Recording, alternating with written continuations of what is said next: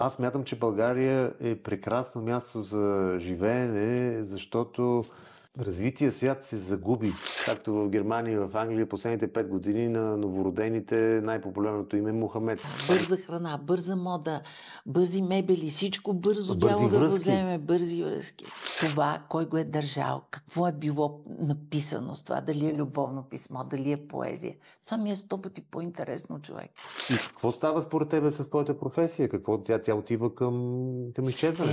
Знаеш, че това не е човек. И се влюбваш в него. Какво става вече с главите ня? Отиваш в метрото и виждаш как от 9 от 10 души гледат телефона си. Това ме убива. Може ли човек да бъде жив, ако е душевно мъртъв?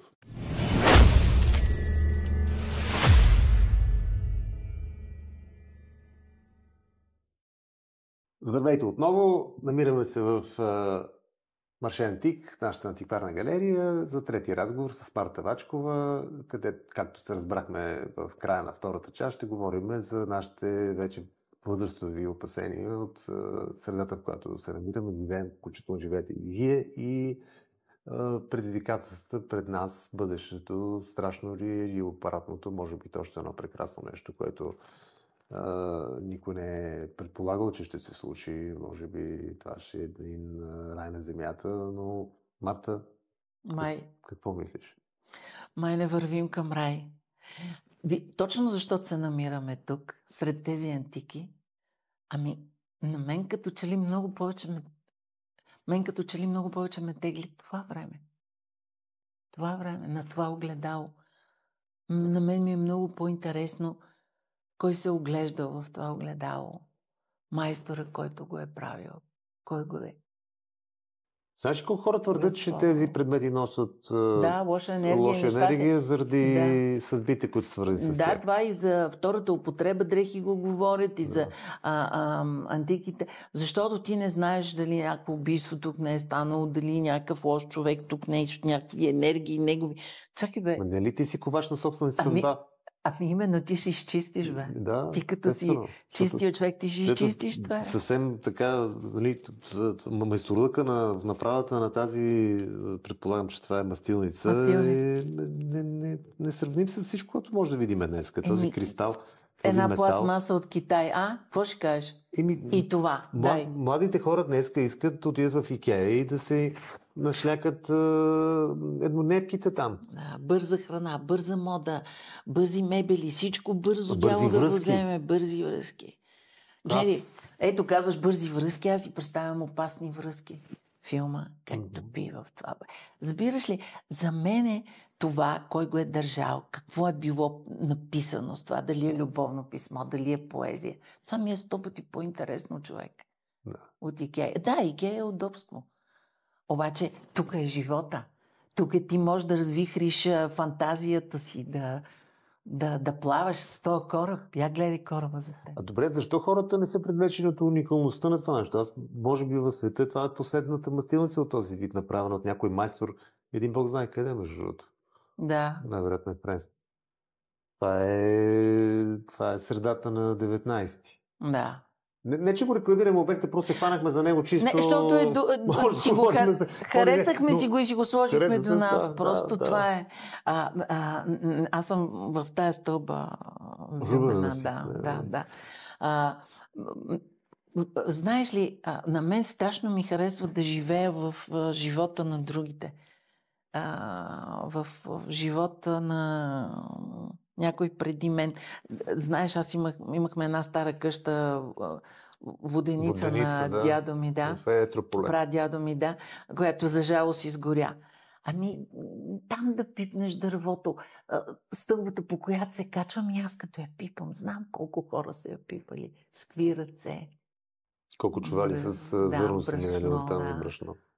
Царевица, каквото се мелеше, да. Обаче, нали, за бъдещето и за настоящето. Пак отидахме в миналото. То проблема е, че те са неразривно свързани с миналото, защото няма бъдеще без минало.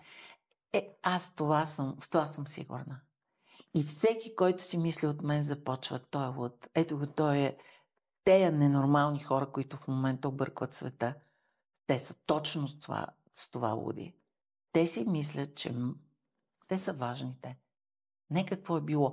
Ако да му казваме ли името на оня през океана Лудия, той е човек, ако той погледне историята назад, той ще види какви безумия извършва в момента. Но никакъв интерес няма той да гледа. Той не...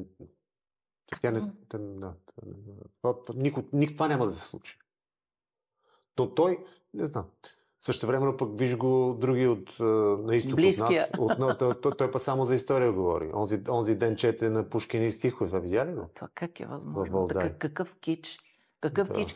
Той иска да легне върху Пушкин да оправдае чудовищното дело сега. Трудно ми да повярвам, че това Томче седи до леглото му, но не е изключено. Не, това са пиари, които го подкокоросват.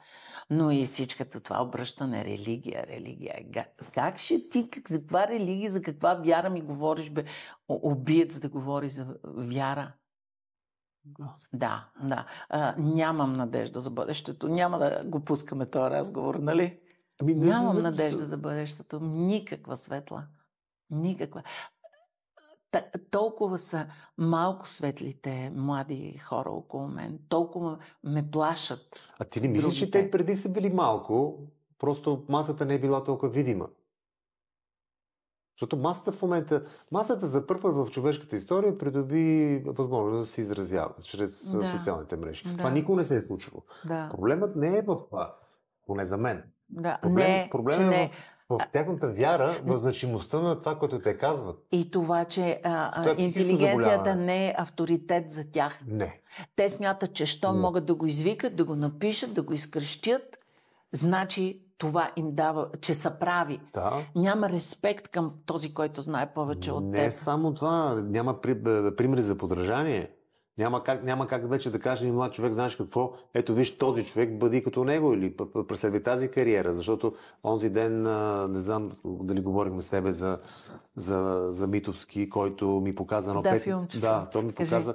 Значи, Димитър Митовски, знаете режисьора, той ми показа 5-минутно филмче, което е заснел абсолютно...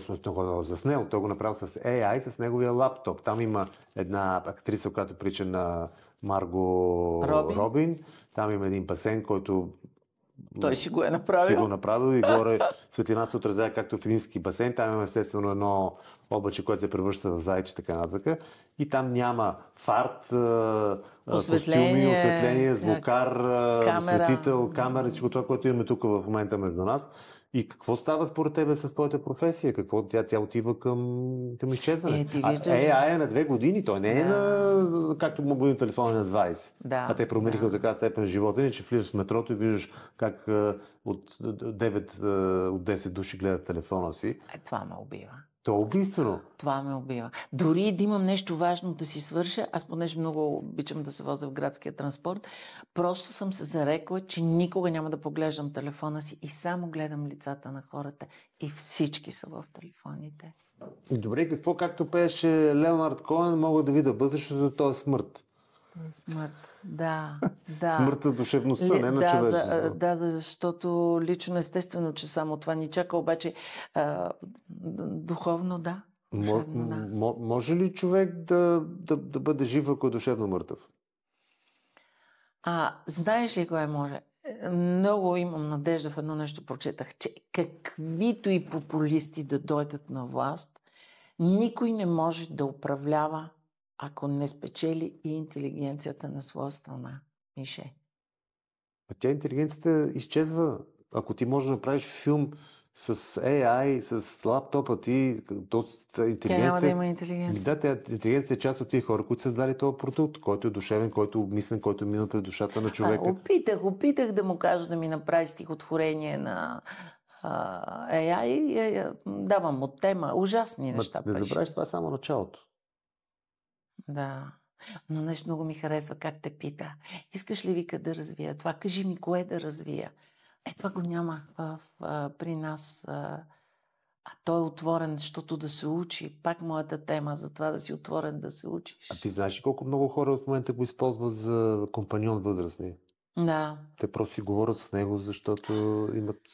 Това добре, но когато младите го използват за компаньон... Младите го използват да научат. Те си правят домашните, дори до докторатите с СЕА в момента. Това, да. Което обезличава отново човека. Имам един филм, който много ме плаши, Хър. Тя на Хоакин Феникс. Това е когато може би много близо да се влюбиш в него в AI. Знаеш, че това не е човек. И се влюбваш в него. Какво става вече с главите ня? Какво става?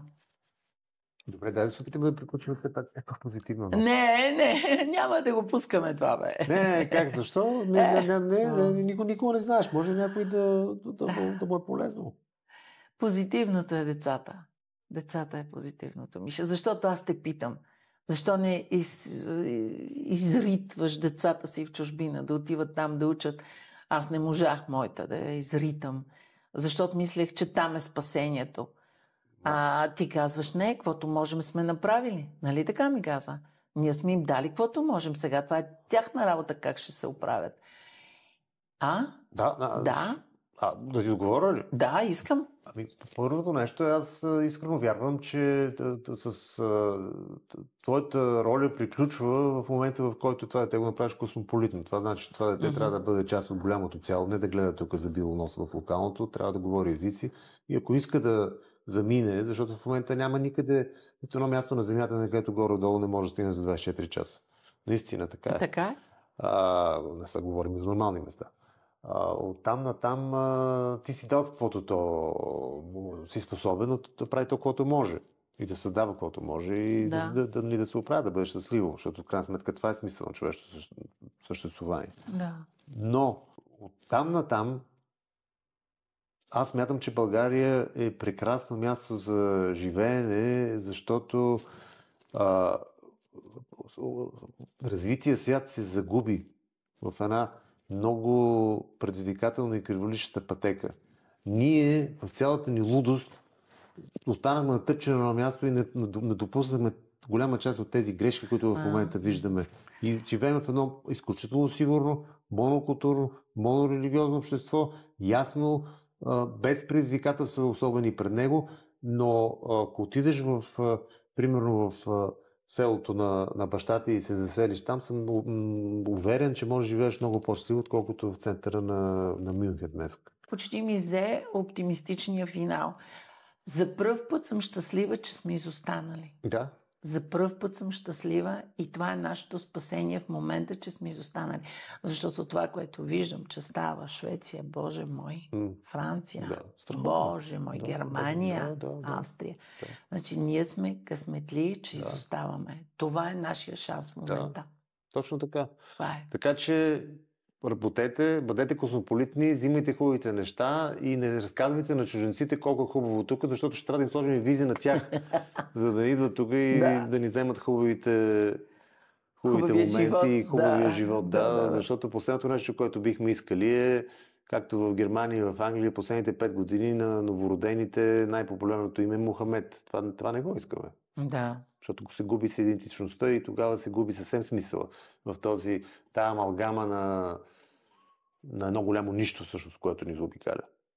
Марте, обичам. Благодаря ти за този разговор. Надявам се, че за вас ви беше интересно. И пишете, ако нещо ви интересува, предлагайте за други гости.